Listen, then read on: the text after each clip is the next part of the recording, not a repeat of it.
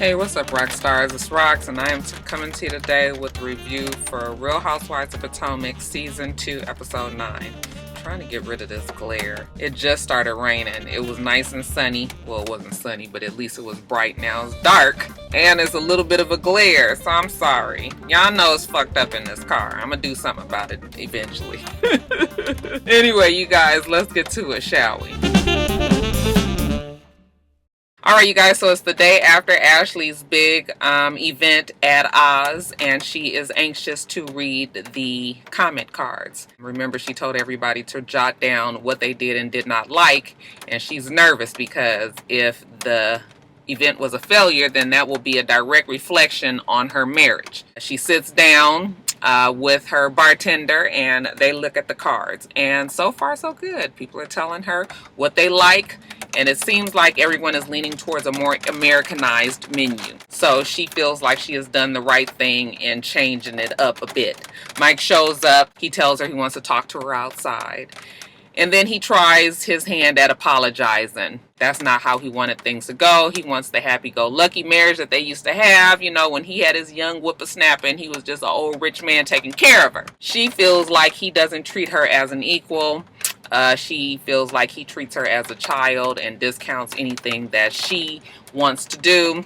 And yeah, you guys, they don't really get anywhere on the apology. Mike is trying, and Ashley is still kind of feeling like things is pretty fucked up right now. Now later on we see Ashley and Michael. They decide to go to a clay maker's class. I guess that's like the new in thing to do. Is that supposed to bring some intimacy? I guess everybody is channeling their inner ghost with Demi Moore and Patrick Swayze, but I'm just like, what is the, I mean, who wants to get that shit under their nails? I guess they did have on gloves. Anyway, Michael is still trying to get his old young girl back, and Ashley is all about the business still. Do you feel like we are in love but maybe not in love? And Michael says, no, I'm still in love with you. And she says that she's still in love with him as well. However, there are problems there, and she cannot ignore them. I was surprised when he said, we're going to be waiting forever if we try to break even on Oz, so maybe we need to talk about having this baby now. She was the one who said, no, she's not ready to bring a baby. Now, that was very mature and the right thing to do, for sure.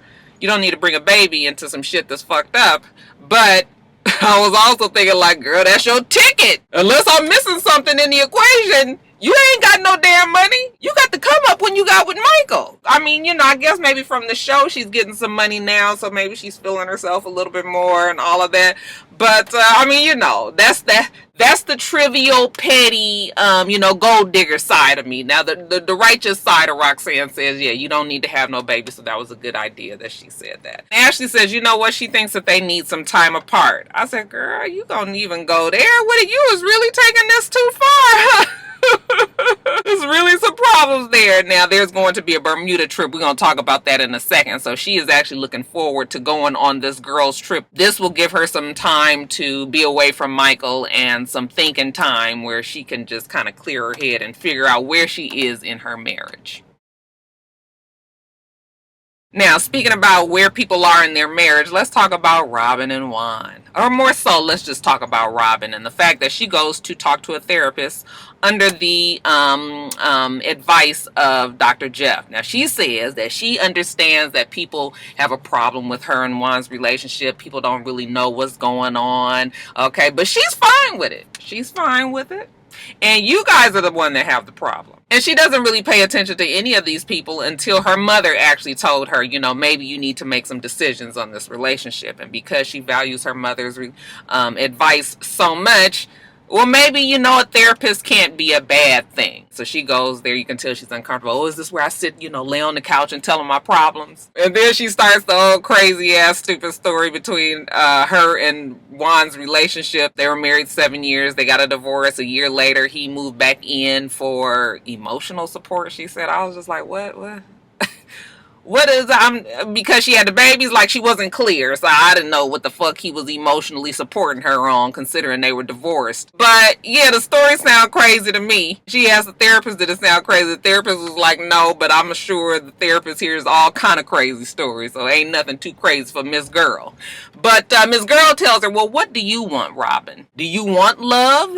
Do you want intimacy? Do you want to be with somebody romantically? Okay, of course, Robyn hems and haws and doesn't, answer the question right away. But then finally, after she's pinned to the wall, she finally says, yeah, she does. And most people do want it. You can be as hard as you want, but that deep down inside, everybody wants somebody to be, everybody wants someone to care about them. And if you don't, you are in denial and something's really wrong there. So anyway, the therapist tells her to, gives her some homework. You know what? Go home, write down the word trust and what that word means to you, and then all of the ways that people have made you feel like you trusted in them. And then I want you to go on a couple of dates. She was like, a couple of dates? I haven't been on a date in 4 years since, we got the divorce. I don't even know if I would feel right being on a date. She doesn't trust people. She doesn't know what their motives are. Basically, she's just afraid. I just honestly cannot get Robyn. I just don't understand the whole thing. I guess like she said, she feels comfortable and safe with Juan. In the meantime, Juan is out there trying to make somebody else feel comfortable and safe and loved. But, child, whatever. Hopefully Robyn goes on this damn date.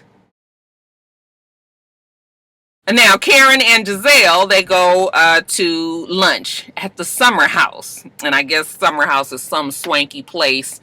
Karen felt like nobody had ever been there, but Giselle said she's been there before. And she was just like, oh, have you really? Oh, okay. Was Karen giving us Tina Knowles or not? She had her whole blonde hair and all of this. I said, bitch, you better do it. Karen says, I've been so busy looking for houses that I haven't had time to save these women from their dysfunction. Karen says that Giselle's gonna fuck around and find herself being put out of the group by the other ladies because everybody else likes Monique. Giselle's the only one that has a problem with her. But anyway, they're gonna sit down and have lunch and try to, come together on this whole Monique and Giselle thing. See if we can make them friends. Now, Monique shows up. She has Charrisse with her. Boy, when Karen saw her, she was just like, oh, I did not ask you to come, but welcome anyway. Charrisse says that she runs Washington, D.C. She don't need an invitation. I said, what is this? It sounds like we trying to have something brewing with Charrisse and Miss Karen. Anyways, why are we all here?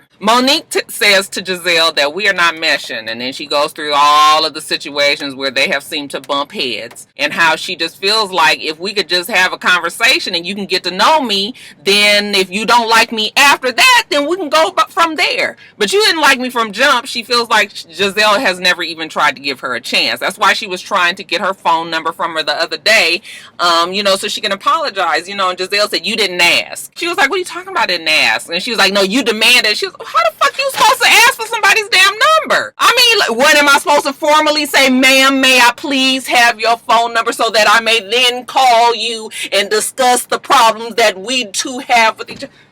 I was just like, why is Giselle doing all of this, putting 20 on 10? It is so not that serious. They start arguing back and forth because Giselle starts to be, and long story short, she's condescending, which is the way she is always with Monique. And she even tries to say that Monique cannot have an adult conversation, but really Giselle is acting like the baby. That conversation does not go well. Then we get the dramatics of Charrisse. She started crying because Giselle is her friend and Monique is her friend, and she wants her friends to be friends. I was just like, oh God. Now if Charrisse cried one more time on this fucking show, okay, like Karen said, well, Charrisse's tears does not mean anything because this is not about Charrisse. Now, if she wants to talk to me about it later, I'll have a one-on-one and she can tell me everything about it then. And I was in agreement with Karen. Quit trying to, with all this crying and shit is so unnecessary. Are you losing sleep over Giselle and Monique not being friends, Charrisse? I don't think so. Later on, we see Karen and Uncle Jessup, they toasting because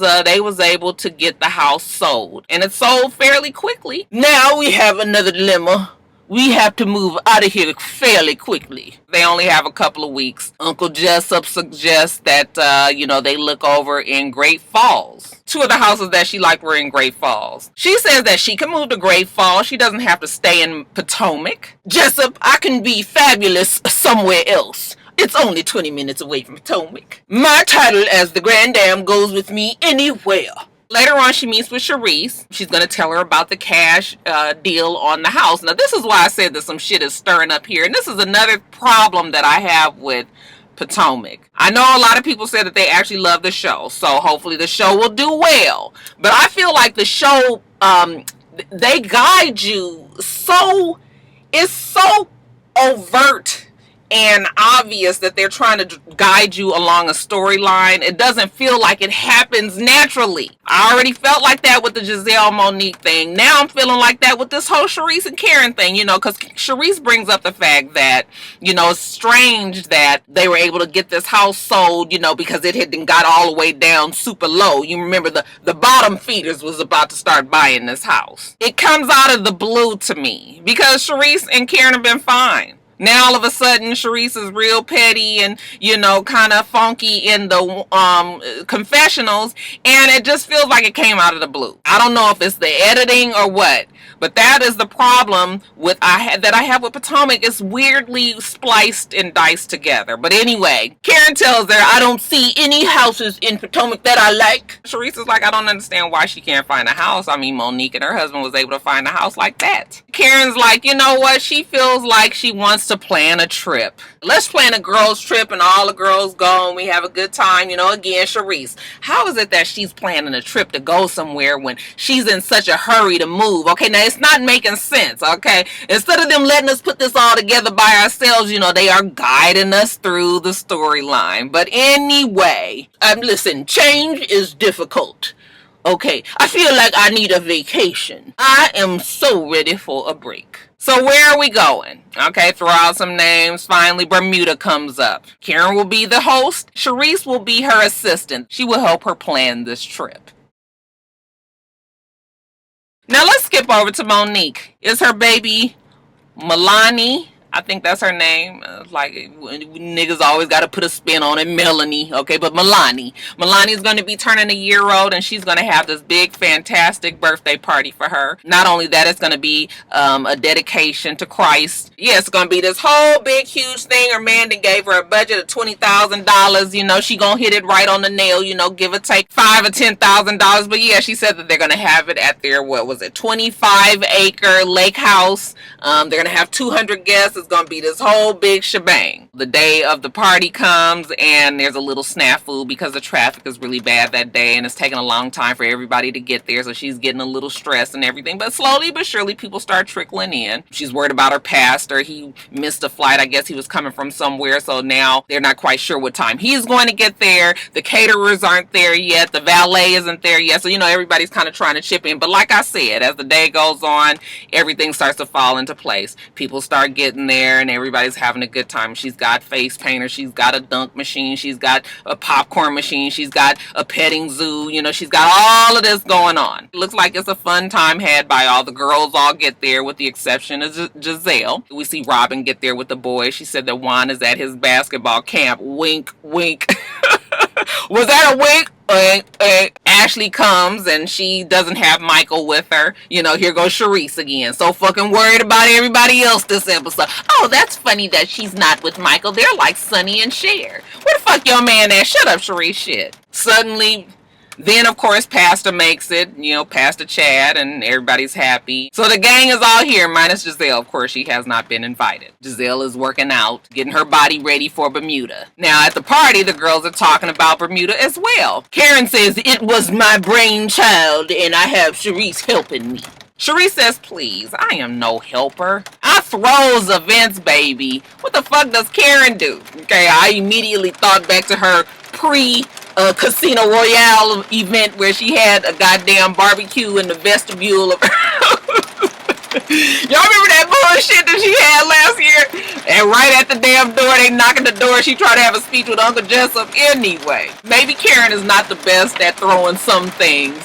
So, you know, Charrisse was just like, yeah, no, I am not the helper. I'm the co-host. Child, why she say that? You know, Karen ain't trying to, bitch, this my shit. Pastor gets up there and dedicates Milani Yeah, it looks like the party is a success. Now, after the party, Robyn gets with Giselle and feels like she's just trying to rub it in that Giselle was not there. Okay, and Giselle says, you know, she can't be bothered with it. Child, they showed that damn Giselle in her fucking confessional. I said, here we go with this fucking fire marshal bill. That damn live channel is so fucking horrible. It looked like somebody set her damn eyeballs on fire. They put that shit out and that was what was left. That old hot red. That shit looked like it hurt. Oh, she looked a mess, child. I thought we was through with it. The whole show, they didn't show her looking like that. Then all of a sudden, here it was. Anyway, Giselle said that she wasn't going to go to the party even if she was invited because, y'all hear that rain? Oh, it's terrible.